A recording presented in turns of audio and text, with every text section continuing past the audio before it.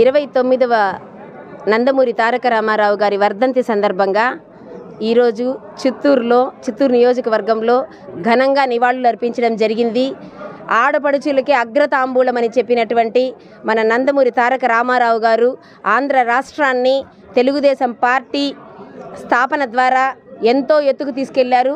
ఆంధ్ర రాష్ట్ర అభివృద్ధిని ఈయనని మనము ఇంకా ఎన్ని వందల సంవత్సరాలైనా కూడా మర్చిపోలేనటువంటి ఒక నాయకత్వం అంటూ ఏదైనా ఒకటి ఉంది అంటే అది మన నందమూరి తారక రామారావు గారిది మాత్రమే.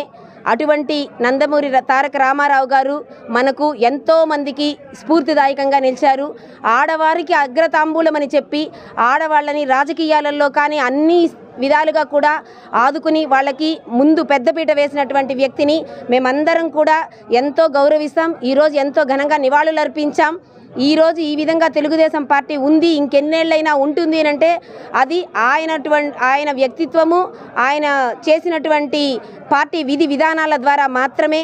ఎప్పటికీ ఎన్టీఆర్ అనేటువంటిది ఒక చిరస్థాయిగా నిలిచిపోయేటువంటి ఒక దీన్ని వందల సంవత్సరాలైనా ఆడవారు ఎప్పటికీ మర్చిపోరు. ధన్యవాదాలు. 29వ వర్ధంతి ఈ చిత్తూరు మన టీడీపీ పార్టీ కార్యాలయంలో అతి వైభవంగా చేశారు. మన ఎమ్మెల్యే గారు, మన పార్టీ ముఖ్య అతిథులందరూ వచ్చి మన ఈ యొక్క వర్ధంతిని జయప్రదంగా చేశారు.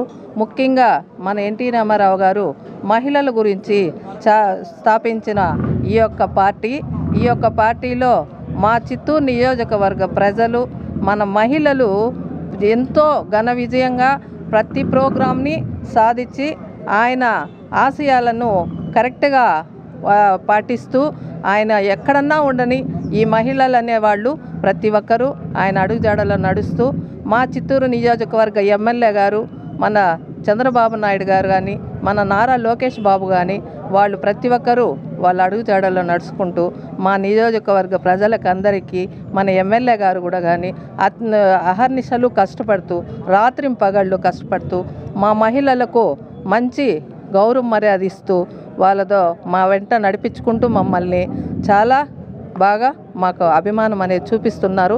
కాబట్టి మా మహిళలందరూ ఈ తెలుగుదేశం పార్టీ కోసము చాలా కృషి చేస్తాము, కష్టపడతాము. వాళ్ళ అడుగుజాడల్లో ప్రతి ఒక్కరి అడుగుజాడల్లో మేము నడుస్తాము. మా ఎమ్మెల్యే గారి అడుగుజాడల్లో తప్పకుండా నడిచి మేము తన ఆశయాల్ని మేము సాధిస్తాము. జై హింద్.